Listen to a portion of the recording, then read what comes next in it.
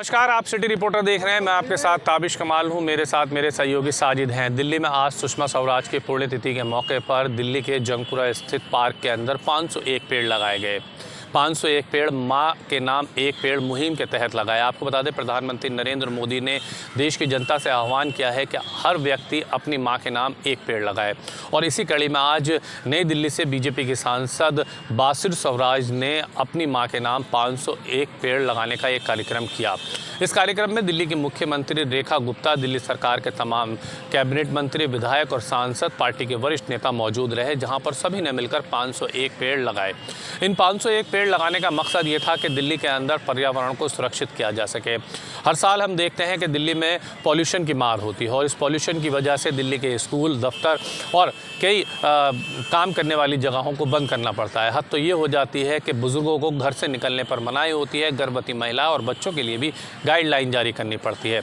पर्यावरण पॉल्यूशन की वजह से दिल्ली के अंदर खासा समस्याएं हो जाती हैं और ऐसे में इस मुहिम के ज़रिए पर्यावरण को स्वच्छ करने के लिए लगातार भारतीय जनता पार्टी काम कर रही है। दिल्ली की मुख्यमंत्री रेखा गुप्ता ने आज इस मौके पर कहा कि अगर हर दिल्लीवासी अपनी एक जिम्मेदारी समझते हुए अपने आसपास मैदान में, पार्क में या अपने घर पर एक पेड़ लगाता है तो इससे पर्यावरण की समस्या भी ख़त्म हो सकती है और ऐसे में दिल्ली को साफ स्वच्छ बनाने में हर व्यक्ति अपनी भागीदारी निभाएगा।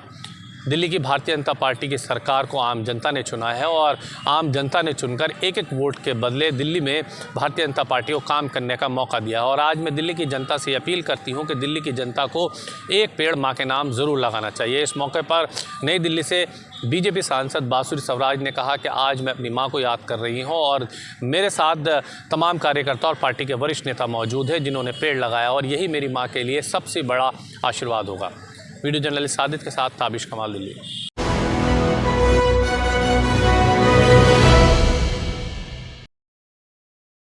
उत्तर प्रदेश में भारी बारिश को देखते हुए कहीं ना कहीं जो प्रशासनिक अधिकारी हैं वो पूरी तरह से अलर्ट हैं और शायद यही वजह है कि आप देखिए, चाहे बुंदेलखंड की बात हो या उत्तर प्रदेश के खीरी लखीमपुर की बात हो या गोरखपुर क्षेत्र की बात हो, जहां पर बाढ़ का कहर है या नदियां उफान पे हैं, तो ऐसे जगहों पर कहीं ना कहीं एहतियात के तौर पे प्रशासन लगातार वहां पर निर्देश दिया जा रहा है कि हर व्यक्ति सतर्क रहे। साथ ही साथ एसडीआरएफ, एनडीआरएफ की जो टीमें हैं पुलिस विभाग की तरफ से, इनको भी सतर्क और अलर्ट किया गया है। लगातार जल स्तर जिस तरह से नदियों का उफान पे है, बढ़ा है, तो ऐसे में कहीं ना कहीं आम जनमानस को बहुत बड़ी समस्या ना हो, इसको लेकर लगातार जो प्रशासनिक अफसर हैं और जिस तरह से उत्तर प्रदेश के मुख्यमंत्री योगी आदित्यनाथ भी कह चुके हैं कि जो भी बाढ़ प्रभावित क्षेत्र है वहां पर राहत सामग्री और बचाव कार्य और राहत कार्य वहां पर पूरी तरह से कायम होना चाहिए। और शायद यही वजह है कि लगातार मुख्यमंत्री के निर्देशों के अनुपालन में अधिकारी, एसडीआरएफ, एनडीआरएफ और जो भी प्रशासनिक अफसर हैं, जिले के जिला अधिकारी हैं, बाढ़ से संबंधित अधिकारी हैं, सारे लोग कहीं ना कहीं बाढ़ प्रभावित क्षेत्रों में लगातार निगरानी कर रहे हैं। हर एक चीज़ की मॉनिटरिंग खुद उत्तर प्रदेश के मुख्यमंत्री योगी आदित्यनाथ के कार्यालय से भी की जा रही है कि जो भी क्षेत्र हैं जहां पर बाढ़ का कहर है तो ऐसे क्षेत्रों में पहले से अलर्ट हों और साथ ही साथ आम जनमानस के लिए असुविधा ना हो, उनको किसी प्रकार की समस्या पैदा ना हो, इस बात को लेकर कहीं ना कहीं लगातार प्रशासनिक अफसरों द्वारा कार्य योजना बनाकर काम किया जा रहा है। देखने वाली बात यह होगी कि जिस तरह से बाढ़ का कहर तमाम जगह देखने को मिला है, चाहे बुंदेलखंड की नदियों की बात करें या गोरखपुर की बात करें या घाघरा की बात करें, तो जिस तरह से जलस्तर बढ़ा है, तो ऐसे में कहीं ना कहीं जहां जहां जलस्तर बढ़ा है वहां पर हर एक जो प्रशासनिक अधिकारी हैं वो पूरी तरह से अलर्ट और सतर्क हैं। कैमरामैन किशन के साथ उमेश मिश्रा, JK 24x7, लखनऊ।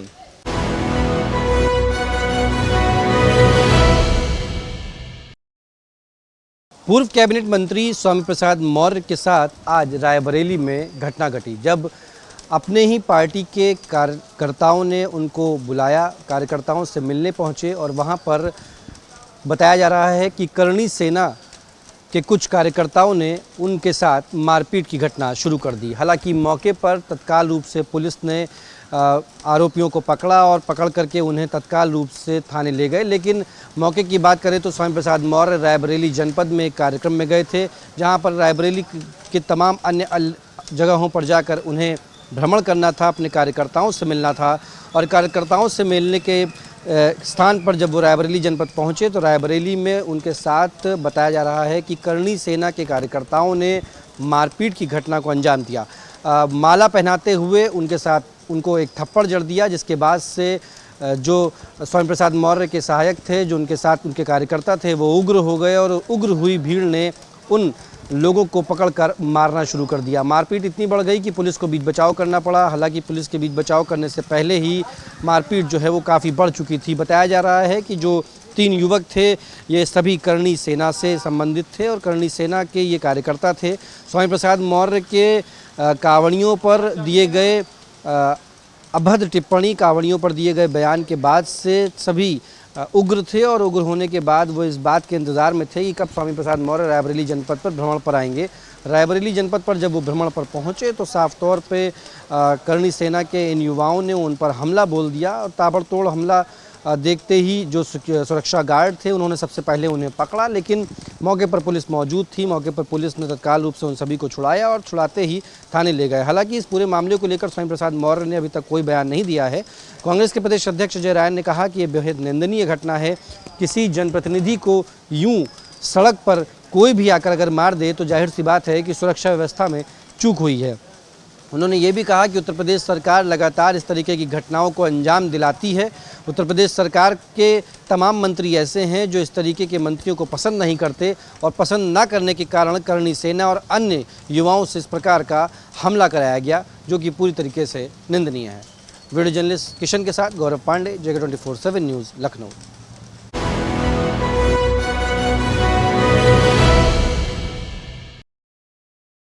राष्ट्रीय लोकदल चुनाव पंचायती अकेले लड़ने का प्लान बना रही है। जयंत चौधरी की दिल्ली में अमित शाह से आज ही कल में मुलाकात होने जा रही है।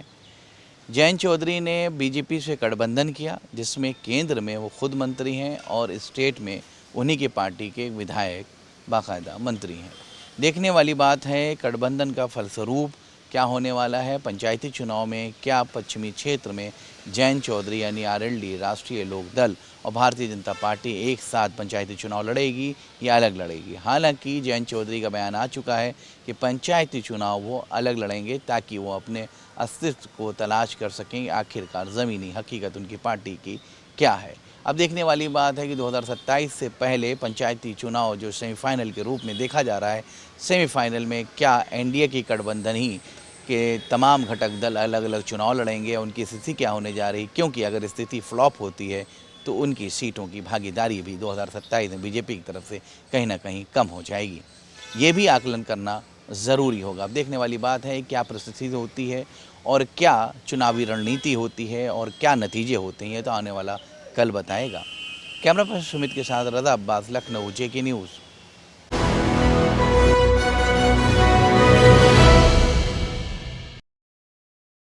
नमस्कार, आप देख रहे हैं हमारा खास कार्यक्रम सिटी रिपोर्ट और मैं हूं धनराज गर्ग, राजधानी देहरादून से। और बात करेंगे उत्तराखंड के अंदर लगातार हो रही बारिश की, क्योंकि लगातार उत्तराखंड के तमाम क्षेत्रों में बारिश होती हुई नजर आ रही है। और जिससे कहीं ना कहीं यदि खासकर बात की जाए राजधानी देहरादून की, तो जो जलभराव है वो देखने को मिल रहा है। हालांकि नगर निगम के द्वारा तमाम तरह की बातें और दावे कहीं ना कहीं किए गए थे मानसून से पहले, लेकिन वो सभी दावे कहीं ना कहीं खोखले होते हुए नजर आ रहे हैं, क्योंकि पिछले 2 दिनों से लगातार उत्तराखंड के तमाम क्षेत्रों में बारिश हो रही है और जिससे कहीं ना कहीं जल भराव की स्थिति पूरी राजधानी देहरादून में देखने को मिल रही है। हालांकि देखा जाए तो जो नगर निगम की जो टीम है वो कहीं भी नजर नहीं आ रही है और इसका मुख्य कारण कहीं ना कहीं ये माना जा रहा है कि जो स्मार्ट सिटी के कार्य इस समय राजधानी देहरादून में चल रहे हैं, काफ़ी समय हो गया है स्मार्ट सिटी के कार्य चलते हुए, लेकिन अभी तक जो स्मार्ट सिटी के कार्य हैं वो पूरे नहीं हुए हैं। कहने को राजधानी देहरादून एक स्मार्ट सिटी है, लेकिन हालात बद से बदतर होते हुए नजर आए, क्योंकि राजधानी देहरादून के जो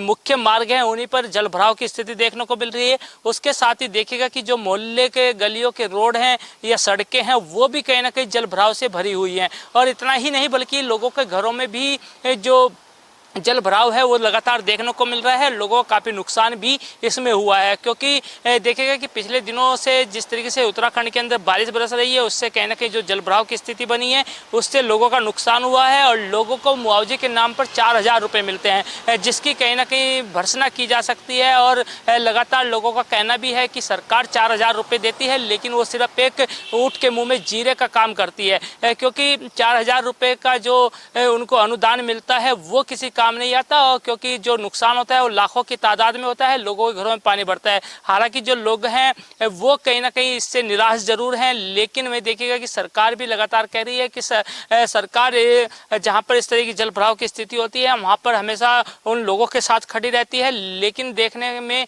और कहने में जो कहा जा सकता है कि अलग अलग असर देखने को मिल रहा है, क्योंकि नगर निगम के द्वारा भी कहा गया है कि जो जहाँ पर जल भराव की स्थिति है वहाँ से जल भराव की स्थिति ना बने, उसके लिए तमाम जो टीमें हैं वो कहीं ना कहीं अपना कार्य करती हुई नजर आती हैं। कैमरा सहयोगी वीरेंद्र थपलियाल के साथ धनराज गर्ग, JK 24/7 न्यूज़, देहरादून।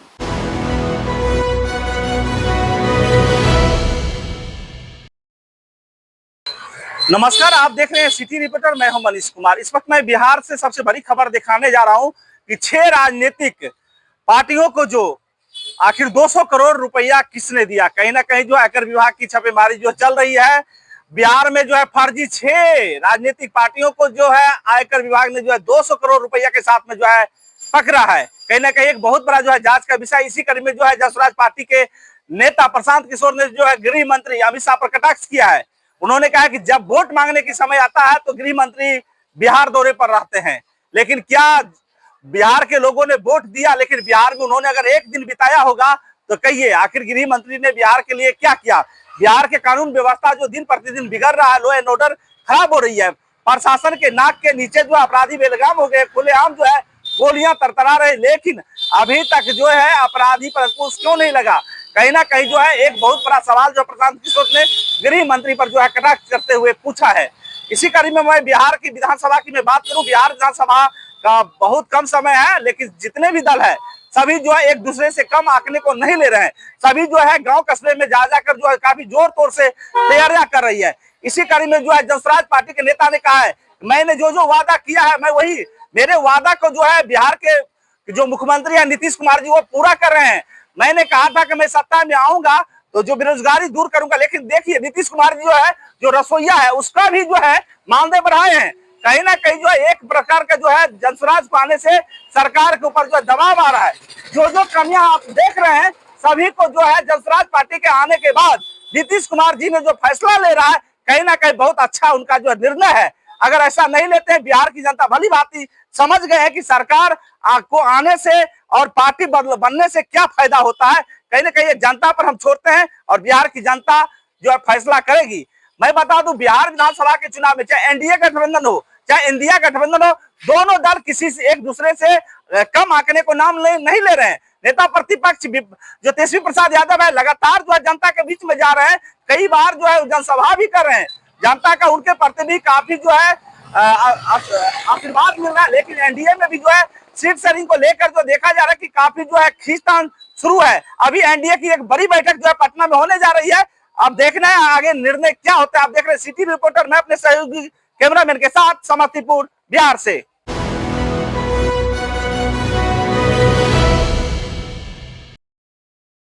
बिलासपुर जिले के सीपत स्थित एनटीपीसी पावर प्लांट में एक बड़ा हादसा हो गया है। प्री एयर प्लेटफॉर्म गिरने से 2 लोगों की मौत हो गई है। हादसे के बाद पूरे पावर प्लांट में जो है पूरी तरीके से अफरा तफरी का माहौल था।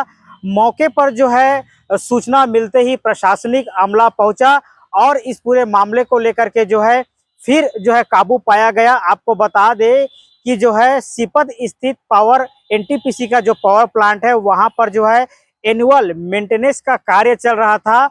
इसमें जो है कई बड़ी संख्या में जो है मजदूर जो है एयर प्री हीटर है उस पे जो काम कर रहे थे। अचानक जो है वो टूट करके मजदूर के ऊपर में जो है वो गिर गया। इसके चपेट में आकर के जो है मजदूर दब गए।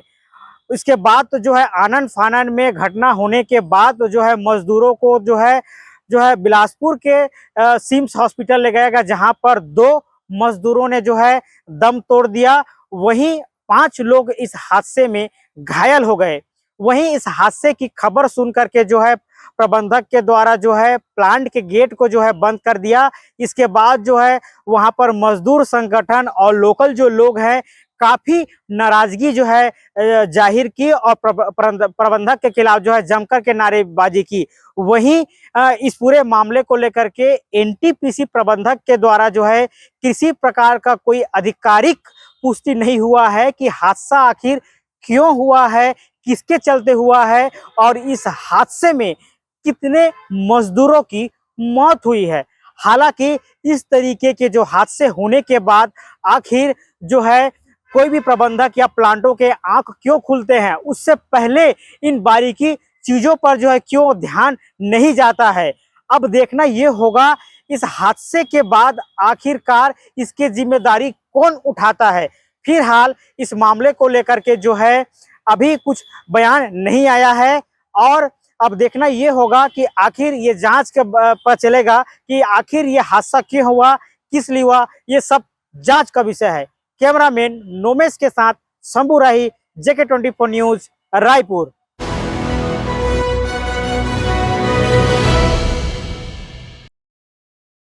नमस्कार, आप देख रहे हैं हमारा खास कार्यक्रम सिटी रिपोर्टर।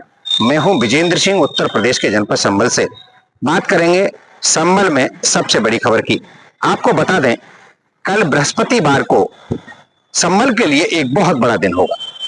बिल्कुल आपको बताएं, जनपद संभल को 14 वर्षों के बाद जिला मुख्यालय मिलने वाला है और जिला मुख्यालय जो है इसका जो शिलान्यास है कल बृहस्पतिवार को हेलीकॉप्टर द्वारा उत्तर प्रदेश के मुखिया योगी आदित्यनाथ पहुंचकर खुद शिलान्यास करेंगे और कई और अन्य योजनाओं का भी लोकार्पण करेंगे।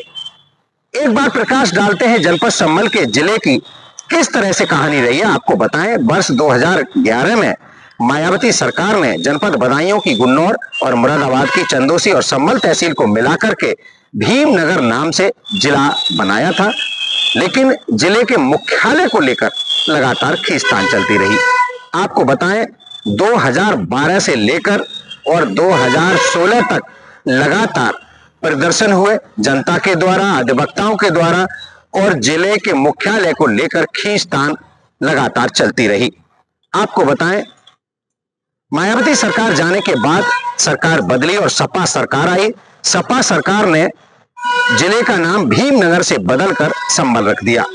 हालांकि सपा सरकार भी मुख्यालय निश्चित नहीं कर पाई। इसके बाद 2017 में योगी सरकार आई और योगी सरकार ने मुख्यालय को लेकर जो खींचतान हो रही थी उस पर विराम लगा दिया और अधिकारियों द्वारा तैयार किए गए मैप पर बहजोई को मुख्यालय कर दिया। आपको बताएं, जिला न्यायालय चंदोसी में स्थापित कर दिया गया, अधिकारियों की नियुक्ति हुई और आपको बताएं इसके बाद जिले के लिए पैसा आवंटन हुआ। अब जो मुख्यालय है वो कल घोषित होने जा रहा है और इसका जो मुख्यालय जनपद का मिलने जा रहा है संभल का, और जनपद का जो मुख्यालय का शिलान्यास जो है वो स्वयं योगी आदित्यनाथ करने जा रहे हैं। कल हेलीकॉप्टर द्वारा मुख्यमंत्री जनपद संभल पहुंचेंगे और जिले के शिलान्यास के साथ साथ कई अन्य योजनाओं का भी लोकार्पण करेंगे। आपको बता दें, 35 करोड़ से जमीन खरीदी गई है। हालांकि आपको बताएं, जनपद का जो प्रस्तावित निर्माण कार्य है वो 146 करोड़ से किया जा रहा है। अब देखने वाली बात होगी मुख्यमंत्री के साथ कौन कौन नेता मौजूद रहेंगे और क्या क्या कार्यक्रम अन्य प्रस्तावित हो सकते हैं। मैं अपने सहयोगी कैमरामैन डिंपल सिंह के साथ विजेंद्र सिंह, JK24 न्यूज, जनपद संभल।